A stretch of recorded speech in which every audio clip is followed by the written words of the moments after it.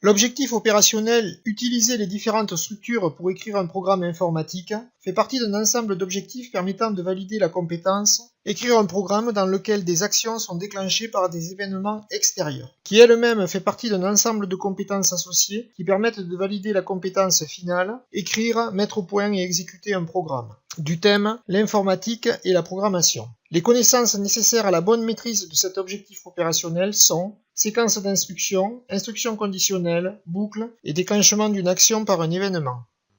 L'écriture d'un programme informatique demande l'utilisation de structures remarquables, comme les séquences d'instructions, les instructions conditionnelles, les boucles et le déclenchement d'actions par un événement. Voyons tout d'abord quelques structures remarquables en guise de connaissances.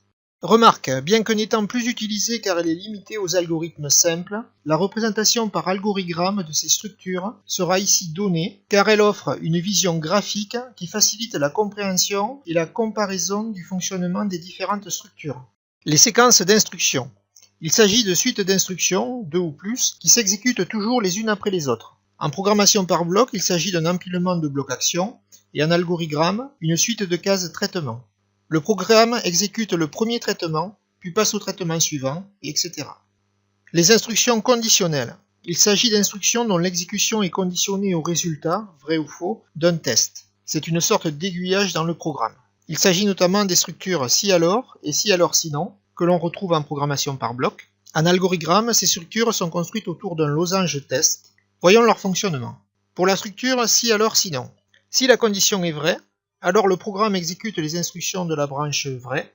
Sinon, c'est-à-dire si la condition est fausse, alors le programme suit la branche faux et exécute les instructions correspondantes. En fin de structure, les deux branches se rejoignent pour la suite du programme. La structure si alors fonctionne comme la structure si alors sinon, à la seule différence qu'il n'y a aucun traitement spécifique dans la branche faux, d'où l'absence de sinon. Cette structure permet notamment de réaliser un saut d'instruction. Les boucles. Il s'agit d'instructions qui peuvent être exécutées plusieurs fois. Le nombre de répétitions ou itérations est conditionné au résultat vrai ou faux d'un test. Il s'agit notamment des structures tant que et répétées. En algorithme, elles sont également construites autour d'un losange test et ont la particularité de contenir une flèche retour qui remonte au-dessus de ce losange test. Chacune de ces deux structures peut se décliner en deux versions. La structure tant que peut être utilisée en version tant que faire ou en version faire tant que. La structure répétée peut être utilisée en version répéter jusqu'à ou en version répéter jusqu'à. Il est donc important à ce stade de bien comprendre la différence entre ces deux structures et leurs différentes versions. Fonctionnement de la structure tant que faire. Tant que la condition est vraie, le programme suit la branche vraie et exécute les instructions correspondantes. Lorsque la condition n'est plus vraie, le programme suit la branche faux et sort de la boucle. Particularité de cette structure, la condition est testée en début de boucle, ce qui donne la possibilité, si la condition est fausse dès le départ, de n'exécuter aucune fois les instructions situées dans la boucle. Fonctionnement de la structure faire tant que. Faire les instructions de la boucle une première fois, puis, tant que la condition est vraie, le programme suit la boucle vraie et remonte exécuter les mêmes instructions. Lorsque la condition n'est plus vraie, le programme suit la branche faux et sort de la boucle. Particularité de cette structure, la condition est testée en fin de boucle, ce qui impose d'exécuter au moins une fois les instructions situées dans la boucle. La structure tant que, quelle que soit sa version, a la particularité de répéter les instructions situées dans la boucle lorsque la condition est vraie. Fonctionnement de la structure répéter jusqu'à. Répéter jusqu'à ce que la condition soit vraie les instructions de la branche faux. Lorsque la condition est vraie, le programme suit la branche vraie et sort de la boucle. Particularité de cette structure, la condition est testée en début de boucle, ce qui donne la possibilité, si la condition est vraie dès le départ, de n'exécuter aucune fois les instructions situées dans la boucle. Fonctionnement de la structure répéter jusqu'à.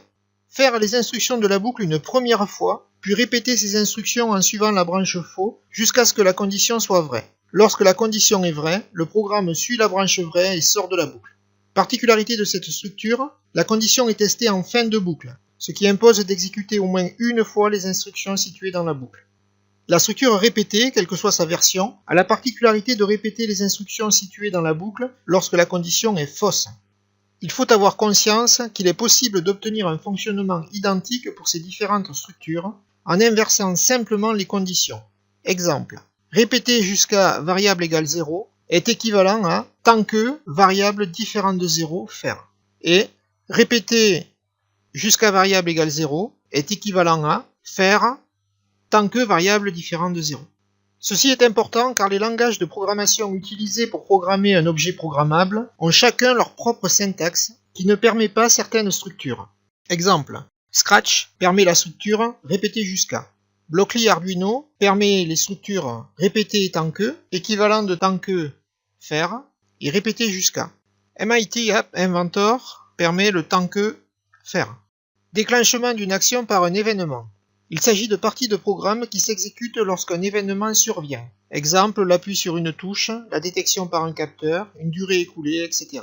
Il s'agit de la structure quand faire ou lorsque faire, qui fonctionne de la façon suivante. Quand l'événement est vrai, faire les instructions suivantes. On trouve les blocs du menu événement pour Scratch, le bloc interruption pour Blockly Arduino qui met en pause le programme principal pour réaliser le programme associé à cette interruption. En fin d'interruption, le programme principal reprend là où il s'était arrêté. Pour MIT App Inventor, les blocs associés à chacun des composants, boutons, etc. Retrouvons ces structures remarquables à travers un exemple, le programme de chauffe d'un radiateur connecté, et son algorithme, le diagramme des états correspondants, et le programme par bloc avec Blockly Arduino.